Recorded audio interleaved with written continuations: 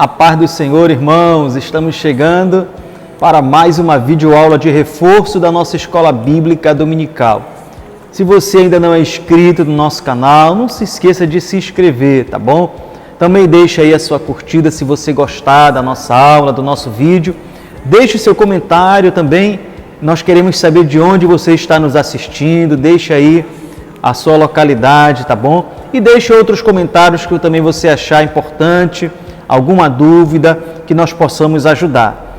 O nosso objetivo, irmãos, é ser mais um auxílio para a nossa Escola Bíblica Dominical. Sempre lembro que a nossa aula não substitui a nossa presença junto com os irmãos na nossa congregação.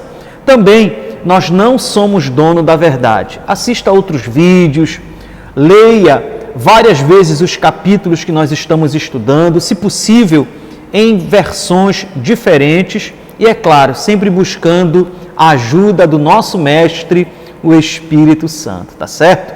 Vamos então para a nossa lição de hoje, é a lição de número 6, Êxodo capítulo 13 a 15, a saída do Egito e a passagem pelo mar.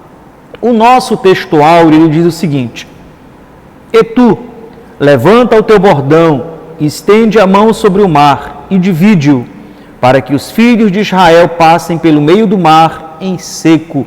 Êxodo capítulo 14, versículo 16.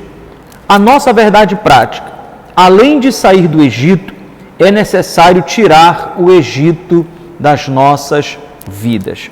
Nós temos também os nossos objetivos. O primeiro é saber que Deus é nosso guia. O segundo, crer no livramento divino. E o terceiro, descansar, sabendo que Deus vai na frente. Nós vamos seguir então o estudo dos capítulos, vamos usar o nosso manual e com certeza no final nós vamos atingir os nossos objetivos, tá bom? Vamos então para a nossa introdução. A experiência de Israel com Deus enquanto nação estava apenas começando. Para retirá-los do Egito,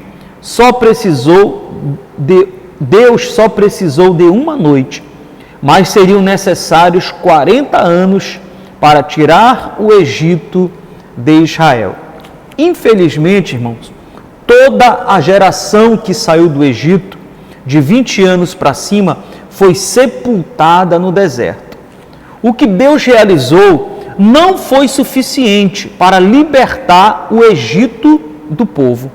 Não por causa de Deus, mas por causa do próprio povo. Por várias vezes, eles desejaram voltar. Foi preciso esperar uma nova geração para entrar com Josué e Calebe na terra prometida. Isso serve de alerta para nós. Nós já somos novas criaturas em Cristo. Não podemos mais desejar as coisas pecaminosas que praticávamos antes. Podia até ser prazeroso, até satisfazer os nossos deleites, mas nos afastava de Deus e trazia consigo o salário da morte. Como diz Paulo em Filipenses, no capítulo 3 e nos versículos 13 e 14, ele vai dizer o seguinte: uma coisa faço, esquecendo-me das coisas que para trás ficam e avançando para a questão adiante, prossigo para o alvo. Tá certo? Vamos então para o nosso tópico 1. Deus guia o seu povo. Êxodo capítulo 13, dos versículos 17 ao 22. O capítulo 13, ele começa com a consagração dos primogênitos, tanto de homens como de animais. Eles deveriam ser separados para o Senhor, santificados. O versículo 12 diz: separarás. A ideia é de tratar com distinção, distinguir como especial. Depois, mais à frente, mais especificamente lá em Números, no capítulo 3, dos versículos 40 a 51, nós vemos que o Senhor tomou os levitas para si no lugar dos primogênitos de Israel. O certo é que a separação lembraria às futuras gerações o grande livramento realizado pelo Senhor, quando os primogênitos egípcios morreram e os de Israel foram poupados. A celebração da Páscoa e a dos pães asmos, no versículo 9, são referidas como um sinal na mão e memorial entre os olhos. Com o passar do tempo, os judeus ortodoxos passaram a usar 2 caixinhas de couro presas com tiras de couro sobre a testa e as mãos durante as orações. E nessas caixinhas eles colocaram trechos da Torá como uma representação externa desse memorial. Essas caixinhas são chamadas em hebraico nefilins e em português nós chamamos de filactérios, tá certo? Mas vamos então para o nosso subtópico 1, o perigo dos atalhos, Êxodo capítulo 13, versículo 17. Tendo Faraó deixado ir o povo, Deus não o levou pelo caminho da terra dos filisteus, posto que mais perto, pois disse, para que porventura o povo não se arrependa, vendo a guerra e torne ao Egito. Irmãos, quando nós falamos sobre a rota pela qual o Senhor guiou o seu povo, nós precisamos ter em mente que nós trabalhamos por hipóteses. Não existe uma unanimidade sobre a rota exata. Agora, uma coisa não pode ser negada. Tanto naquela época como nos dias de hoje, Deus sempre está no controle de tudo. Em vez de guiar o seu povo por uma rota mais rápida, com extensão aproximada de 320 quilômetros, e que em até um mês eles já chegariam, ele os conduz por outro caminho. Segundo o novo comentário bíblico do Antigo Testamento, os egípcios chamavam esta rota de caminho de Horus. Esta rota ela era mais curta, passava pela terra dos filisteus, onde os israelitas teriam que lutar. Como eles não estavam preparados, nem física, nem psicologicamente, o versículo 17 diz que para que eles não vissem a guerra, ou seja, tivessem que guerrear e desejassem voltar para o Egito, o Senhor os fez passar por outro caminho, por outra rota. Não que isso fosse um problema para o Senhor, é claro. Mas o Senhor tinha também a intenção de provar o povo e novamente ser glorificado em Faraó. De acordo com o novo comentário bíblico do Antigo Testamento, o caminho tradicional pelo qual o Senhor os conduziu, diz que eles se moveram na direção sul, ao longo da costa oeste, que é perto da península do Sinai. Sugiro que na sua aula você projete imagens com as rotas possíveis, ou imprima, para que você possa mostrar aos seus alunos, de forma que eles consigam visualizar, tá bom? E assim eles vão compreender melhor o seu comentário. Agora, às vezes, irmãos, Deus faz algumas coisas em nossa vida que nos parecem incompreensíveis, uma reviravolta. Como um jogador de xadrez que mexe uma peça, mas já está pensando em várias jogadas à frente. É claro que, em se tratando do Senhor, essa comparação ela é bem simplória, mas é só para que a gente possa entender como Deus trabalha no tabuleiro da nossa vida. Nós vivemos uma vida tão corrida, queremos tudo para logo, queremos resultados imediatos, mas ainda bem que o nosso Senhor sabe a estratégia certa, como agir e a hora de agir. O seu caminho é sempre o melhor para nós. Não devemos ser atraídos pelo desejo de sucesso imediato, pelo afã da multidão. Não somos, como dizemos, Maria vai com as outras. Eu não sei se os irmãos sabem de onde surgiu essa expressão tão usada hoje no nosso ditado popular. Segundo os estudiosos, essa expressão surgiu por volta do século XIX, com a rainha Maria I, mãe do rei João VI. Parece que ela tinha algumas alterações comportamentais e toda vez que ela precisava sair, ela era conduzida por suas damas. Então as pessoas diziam: Maria, vai com as outras. E aí surgiu então o ditado popular: Maria vai com as outras, para indicar pessoa muito influenciável e que segue facilmente as opiniões e a maioria. O Senhor, porém, Ele nos chamou para a porta estreita, onde tudo é mais dificultoso, mas que o Senhor está no controle e Ele nos conduz para bens duradouros, tá certo? Vamos então para o nosso subtópico 2, confiança é necessária, capítulo 13, versículo 19. Também levou Moisés consigo os ossos de José, pois havia este feito os filhos de Israel jurarem solenemente, dizendo: certamente Deus vos visitará. Daqui, pois, levai convosco os meus ossos. Em Gênesis, no capítulo 50 e no versículo 25, José mostra a sua total confiança nas promessas do Senhor e faz com que os hebreus prometam que eles levariam os seus ossos do Egito quando o Senhor visitasse o seu povo, pois ele tinha esta convicção. Esse seria o seu último desejo. Isso deveria, irmãos, servir de inspiração para aquela geração de hebreus, bem como mostrar-lhes que o Senhor é fiel em suas promessas. E agora, a fé de José estava sendo recompensada. Também serve de exemplo para nós hoje. Por vezes, não entendemos e até queremos questionar os caminhos do Senhor, mas Deus sempre tem o melhor para nós. É só nós confiarmos.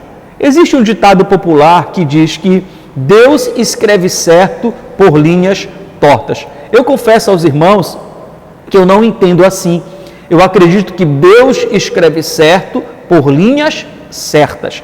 Nós é que não compreendemos os seus propósitos, tá certo? E vamos então para o nosso subtópico 3, Deus vai na frente, capítulo 13, versículo 21. O Senhor ia adiante deles, durante o dia numa coluna de nuvem, para os guiar pelo caminho, durante a noite numa coluna de fogo, para os alumiar, a fim de que caminhassem de dia e de noite. O povo tinha tudo o que precisava, a presença real do Senhor. Pela manhã, através da coluna de nuvem, e durante a noite, pela coluna de fogo.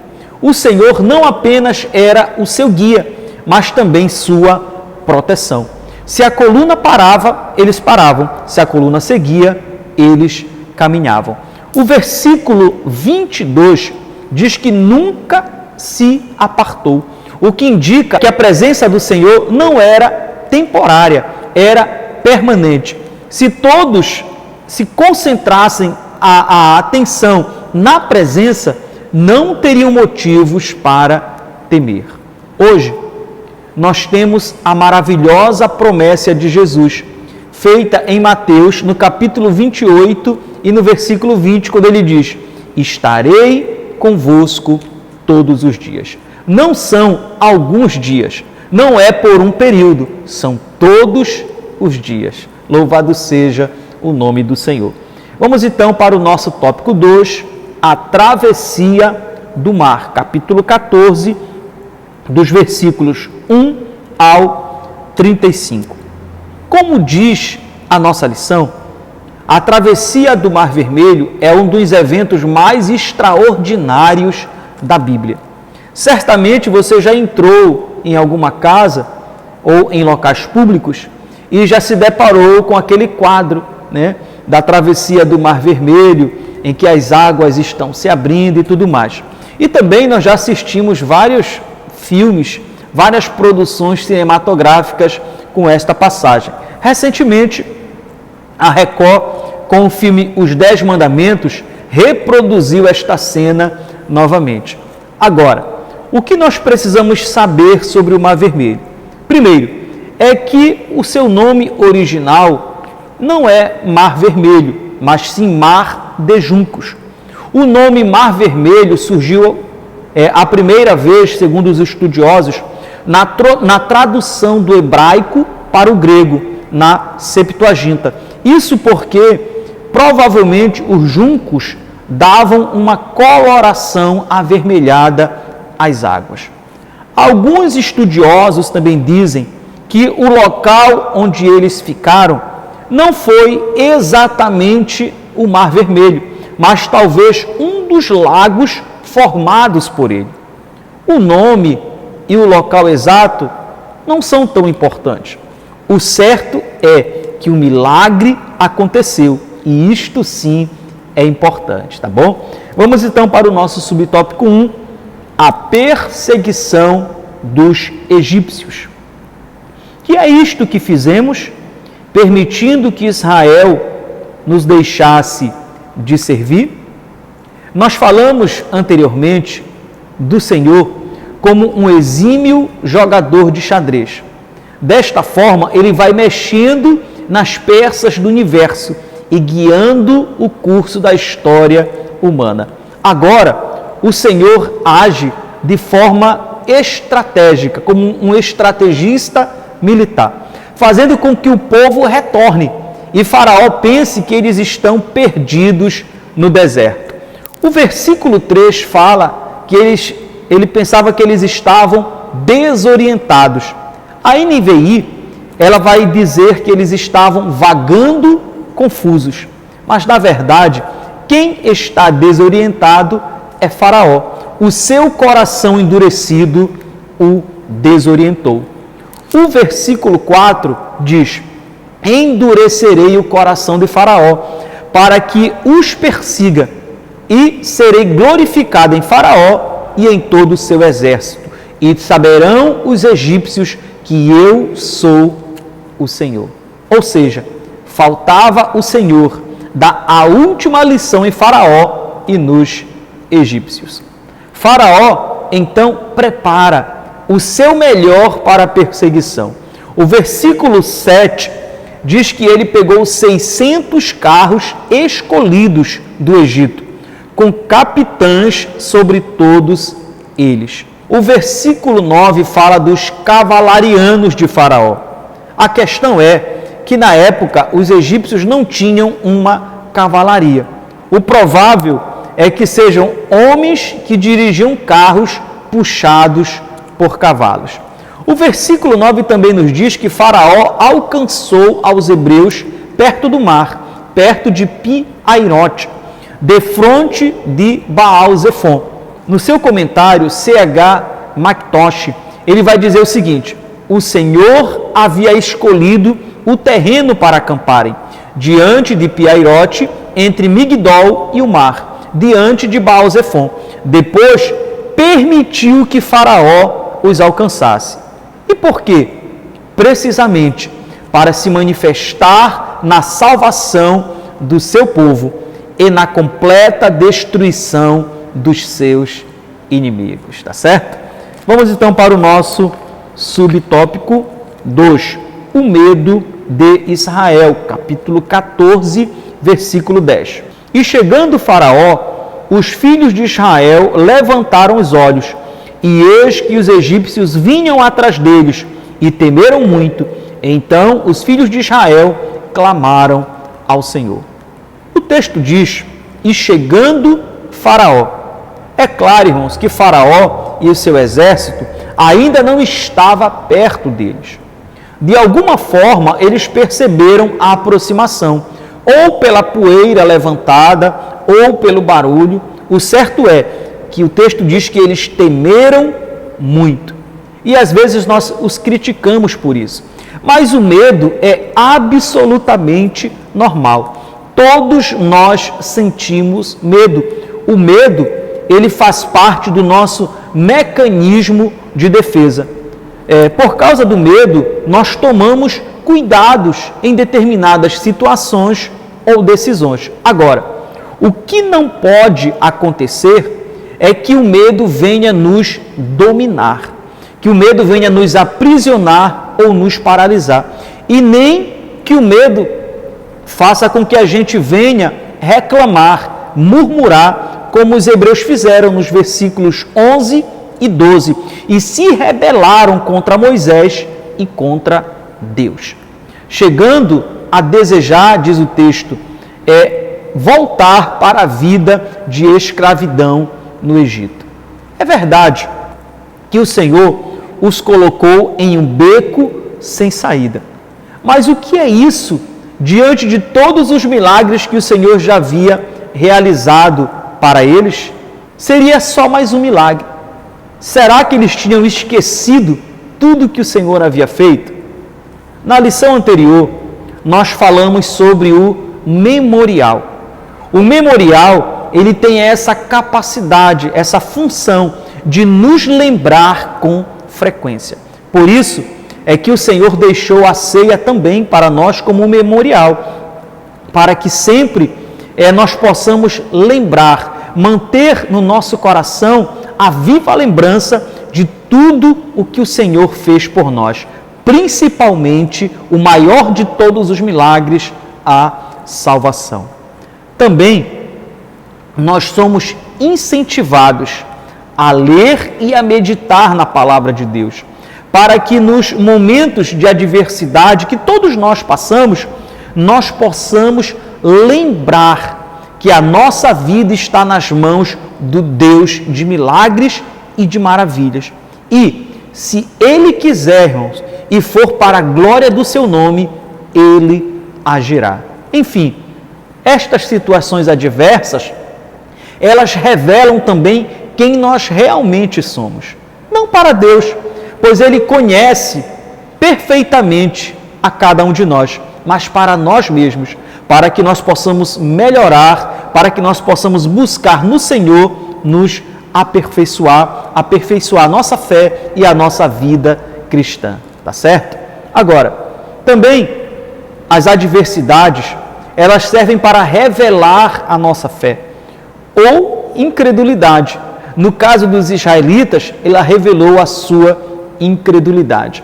No caso de Moisés, a sua total confiança no Senhor, a ponto de dizer: não temais, aquietai-vos e vede o livramento do Senhor. A grande questão é: a quem nos assemelharemos? A Moisés ou aos israelitas? Vamos então para o nosso subtópico 3. Deus peleja por Israel, capítulo 14, versículo 14. O Senhor pelejará por vós e vos calareis. No versículo 13, as palavras são de encorajamento. Não temais, aquietai-vos e vede. Às vezes, o que precisamos é parar um pouco a nossa correria. Em vez de fazer do nosso jeito, confiar no Senhor. Pois em determinadas situações, só o Senhor pode agir, só um milagre. O versículo 14 é fundamental. O Senhor pelejará por vós. Essa palavra foi essencial para eles, assim como é para nós. Como disse Jesus lá em João, no capítulo 15, no versículo 5, porque sem mim nada podeis fazer. Aquietar e ver não significa ficar sem fazer nada, de braços cruzados, não. No versículo 15, a ordem é: dize aos filhos de Israel que marchem. Marchar aqui é caminhar pela fé. O escritor aos Hebreus, no capítulo 10 e no versículo 38, deixa claro que o justo viverá pela fé, ou seja, do começo ao fim da sua vida. É isso que Deus espera de nós, fé. O Senhor manda, Moisés estende o cajado, o Senhor faz soprar um forte vento que divide o mar e o povo passa em terra seca. O anjo do Senhor e a nuvem se colocam agora atrás do povo.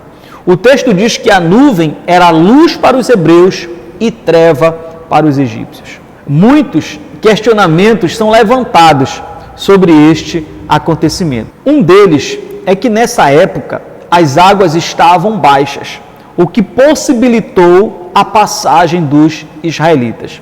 Só que os versículos 16 e 22, eles são bem claros. Ele diz que eles passaram em terra seca e não em águas baixas. Também, os críticos não conseguem explicar como Faraó e todo o seu exército morreu afogado nas supostas águas baixas. Pois foi isso que aconteceu.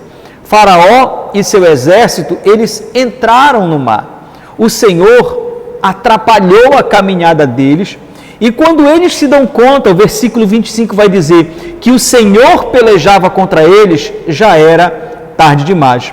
O Senhor ordena a Moisés que estenda novamente a mão sobre o mar, e todos os que haviam entrado morrem afogados. Os israelitas veem os seus corpos boiando, e no versículo 31 é dito que eles passam a temer Moisés e a confiar no Senhor e em Moisés, tá bom? Vamos então para o nosso tópico 3, Cântico e Água Doce. Capítulo 15, dos versículos 1 ao 27.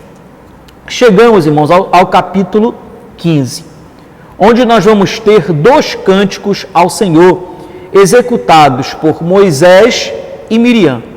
O louvor a Deus, ele deve ser uma constante na nossa vida. C.S. Lewis chegou a dizer que o louvor completa a nossa alegria. Ou seja, a nossa alegria, ela não é completa enquanto nós não louvamos a Deus. Mas, infelizmente, ainda aqui neste capítulo 15, o povo volta a murmurar contra Moisés e contra o Senhor. O nosso subtópico, então, o hino da vitória. Capítulo 15, versículo 11. Ó Senhor, quem é como tu entre os deuses? Quem é como tu, glorificado em santidade, terrível em feitos gloriosos, que operas maravilhas? Como diz a nossa lição, temos 3 cânticos atribuídos a Moisés. Este aqui do capítulo 15, também em Deuteronômio, no capítulo 31 e no versículo 22, quando Moisés já estava próximo de sua morte, e no Salmo 90, onde Moisés ele vai exaltar a eternidade de Deus e expõe a transitoriedade do homem. Eu gosto muito do Salmo 103, quando ele vai dizer: bendize, ó minha alma, ao Senhor, e tudo que é em mim bendiga o seu santo nome. Bendize, ó minha alma, ao Senhor, e não te esqueça de nenhum só de seus benefícios. O louvor, ele deve ser uma constante em nossa vida. Os altos louvores ao Senhor, não apenas pelo que Ele fez e faz por nós, mas por quem Ele é. Miriam faz parte também deste louvor. Então ela pega o tamborim e junto com as mulheres dança e canta louvores a Deus. Ela usa as mesmas palavras do início do cântico de Moisés. Vamos então para o nosso subtópico 2, o perigo da murmuração, capítulo 15, versículo 24. E o povo murmurou contra Moisés, dizendo: que havemos de beber?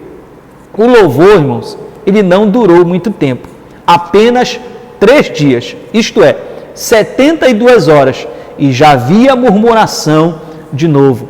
Eles passaram pelo deserto de Sur, e o texto diz que não havia água. Eles chegaram a Mara, mas em Mara as águas eram amargas, daí o seu nome, Mara. Às vezes, nós criticamos a atitude dos israelitas. Mas será que nós não agimos da mesma forma quando nós estamos passando por luta? Quando está tudo bem, nós congregamos, somos assíduos aos cultos, estamos animados, mas assim que surgem as lutas, desanimamos, deixamos de ir aos cultos, deixamos de adorar ao Senhor, enfim, que possamos fazer uma autoanálise. Busquemos melhorar a ponto de declarar, como Paulo declarou em Filipenses, no capítulo 4, dos versículos 11 ao 13, quando ele vai dizer: digo isto não por causa da pobreza, porque já aprendi a viver contente em toda e qualquer situação. Tanto sei estar humilhado, como também sei estar honrado. De tudo e em todas as circunstâncias já tenho experiência, tanto de fartura como de fome, assim de abundância como de escassez. E ele termina: tudo posso naquele que me fortalece. Tá bom? Vamos então para o nosso subtópico 3. O amargo vira doce. Capítulo 15, versículo 25. Então Moisés clamou ao Senhor, e o Senhor lhe mostrou uma árvore. Lançou a Moisés nas águas, e as águas se tornaram doces. Deu-lhes ali estatutos e uma ordenança, e ali os provou. Veja que no final do versículo diz: e ali os provou. Nós precisamos ser honestos. Ninguém gosta de ser provado. Ninguém diz: que delícia essa provação, que bom que estou sendo provado. Não, ninguém faz isso. A provação, ela dói, ela causa sofrimento e lágrimas, mas ela é altamente benéfica e também necessária. Se aprovados, somos purificados como ouro, santificados e nos aproximamos do Pai. Como diz a nossa lição, ninguém é provado e fica do mesmo jeito. Agora, por que o povo não fez como Moisés? Em vez de murmurar, por que não clamou, não buscou ao Senhor? Isso me lembra o coro do hino 302 da nossa harpa cristã, que ele vai dizer: em vez de murmurares, cantar um hino de louvor a Deus, Jesus quer te dar vida santa, qual noiva a levar-te para os céus. Então é isso que Deus espera de nós, que nós possamos adorar, louvá-lo em qualquer circunstância da nossa vida.